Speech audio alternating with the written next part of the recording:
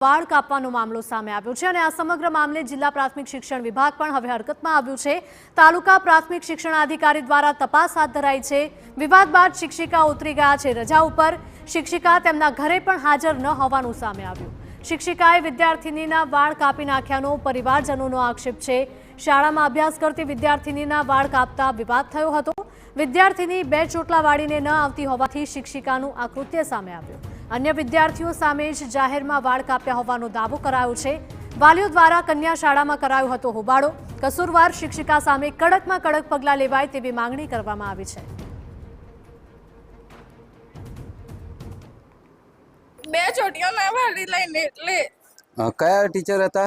Sangeeta teacher હતા। કયા ધોરણમાં ભણે છે? હું 8મા ધોરણમાં ભરું છું। ખેડા જિલ્લાના મહુધા શહેરમાં આવેલી प्राथमिक कन्या शाला में फरज बजावता संगीताबेन पटेल द्वारा एक विद्यार्थिनीना वाळ कापवामां आव्या हता, जेने लईने विवाद थयो छे। जो कि शाला में फरज बजावता शिक्षिका तेमना घरे पण हाजर नहीं जोवा मळी रह्या। कारण के जे रीते विवाद थयो छे त्यारे स्कूलनी अंदर तो तेमनी गैरहाजरी जोवा मळी रही छे, परंतु तेमना घरे पण तेओ गैरहाजर नजरे पड़ी रह्या छे। महत्वनी बाबत ए छे के हवे शिक्षण विभाग द्वारा कया प्रकारनी कार्यवाही शिक्षिका सामे करवामां आवशे ते जोवानुं रहेशे। धर्मेंद्र कपासी, TV9 नडियाद। વાલીનો આક્ષેપ છે કે કન્યા શાળામાં વિદ્યાર્થિનીના જાહેરમાં વાળ કાપી દેતા વિદ્યાર્થિની ગભરાઈ ગઈ હતી। એટલું જ નહીં, વાલીઓને પણ કોઈ અંગે જાણ ન કરાઈ હોવાનો વાલીઓ દ્વારા આક્ષેપ કરાયો છે।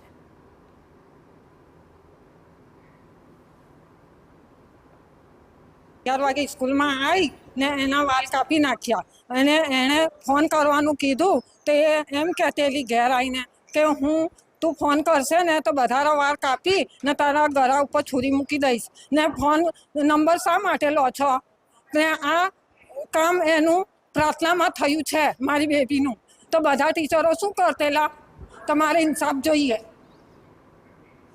વાલીઓના હોબાળા બાદ તાત્કાલિક જિલ્લા પ્રાથમિક શિક્ષણ વિભાગને જાણ કરવામાં આવી છે, જેથી અધિકારીએ શાળાએ પહોંચીને સમગ્ર મામલે ઊંડાણપૂર્વક તપાસ હાથ ધરી છે।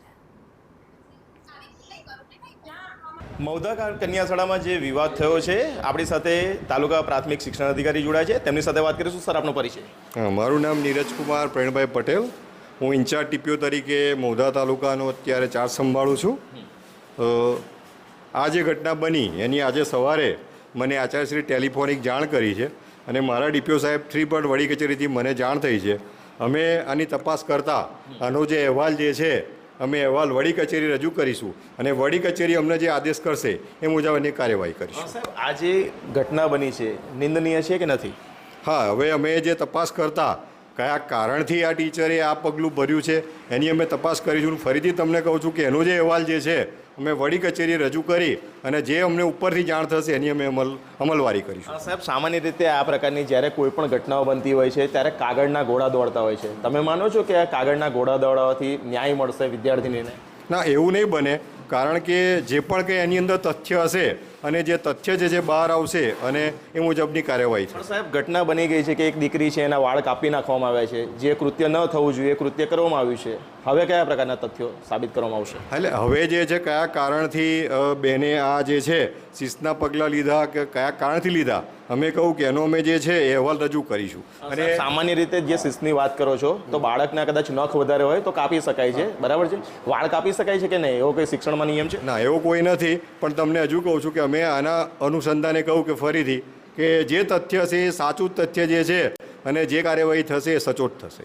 મહુધાની પ્રાથમિક કન્યા શાળામાં 8મા ધોરણમાં અભ્યાસ કરતી વિદ્યાર્થીના જે વાળ કાપી નાખવાની ઘટના બની હતી, હવે શિક્ષણ વિભાગ કાગળની ઉપર ઘોડા દોડાની વાતો કરી રહ્યું છે, પરંતુ શું ખરેખર વિદ્યાર્થીનીને ન્યાય મળશે કે કેમ? ધર્મેન્દ્ર કપાસી, TV9 મહુધા। પ્રાથમિક તપાસ બાદ હાલ શિક્ષિકા પાસે લેખિતમાં માફીપત્ર મંગાવાયો છે અને વધુ તપાસ બાદ ઉચ્ચ કક્ષાએથી શિક્ષિકા સામે જે કાર્યવાહીના આદેશ આવશે તે પ્રમાણે કાર્યવાહી કરવામાં આવશે। ખેડા જિલ્લાના મહુધામાં આવેલી પ્રાથમિક કન્યા શાળાની અંદર 1લી તારીખના દિવસે એક ઘટના બની હતી, જેને લઈને હવે ઉગ્ર વિરોધ પણ થઈ રહ્યો છે।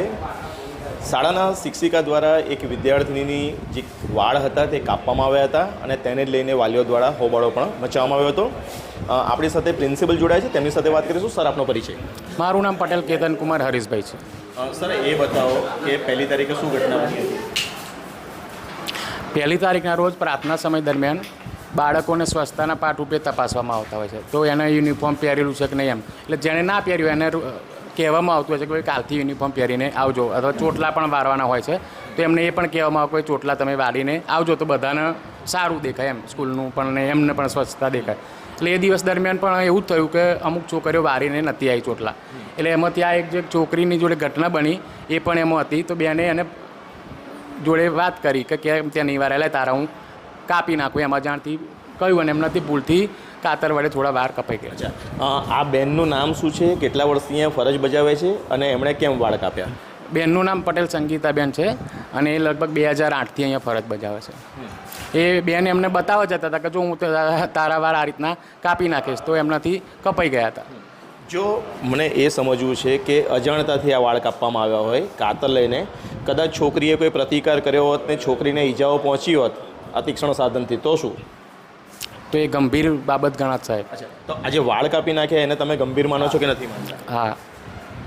વાલીઓ દ્વારા શું રજૂઆત થઈ? એના મમ્મી આવી હતી, એના મમ્મીએ બેનની જોડે ખેંચી કરી હતી અને એમણે પણ કહ્યું હતું કે આ ના કપાય આ રીતના, હું પણ તમારા કાપી નાખ્યું એમ.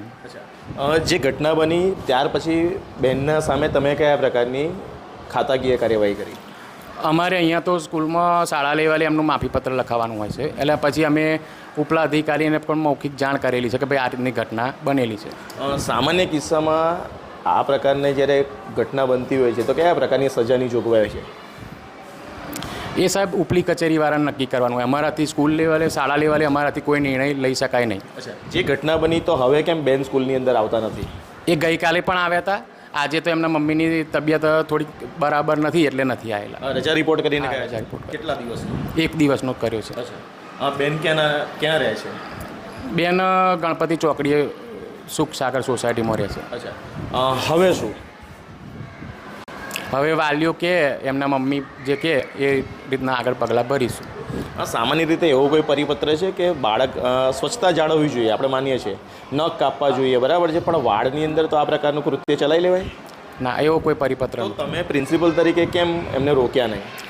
સાહેબ એ સમય પ્રાર્થના સમય દરમિયાન ઉપર થયેલું, હું નીચે સફાઈ કરનારો કર્મચારી આવે એની જોડે હું સફાઈ કરાવતો હતો. પણ સાહેબ સામાન્ય રીતે 11 વાગ્યાની પહેલી પ્રાર્થના તમારી થતી હશે તો એ પ્રાર્થનાની અંદર તમારે હાજર રહેવું ફરજિયાત નથી? હાજર રહેવાનું હોય સાહેબ, પણ એ ભાઈ પાછો એ ટાઈમે જ આવે છે, એટલે મારે એને સાચવવું પડે છે. કારણ કે એ મૂળ કેવું છે, એ છોકરો છે નાનો, એટલે એના પપ્પા સાથે આવતા હોય છે, 20-22 વર્ષનો છે, પણ એ બરોબર કરતો નથી. એટલે એના પપ્પાએ એવું કહેલું છે કે તમારે એક શિક્ષકે એની સાથે રહેવું. પછી મૌધાની અંદર જે ઘટના બની છે નિંદનીય ઘટના છે, આ પ્રકારનું કૃત્ય ન સાંખી લેવાય. જો કે હવે શિક્ષણ વિભાગ દ્વારા કયા પ્રકારની કાર્યવાહી શિક્ષિકા સામે કરવામાં આવે છે તે જોવાનું રહેશે. ધર્મેન્દ્ર કપાસી, TV9 મૌધા.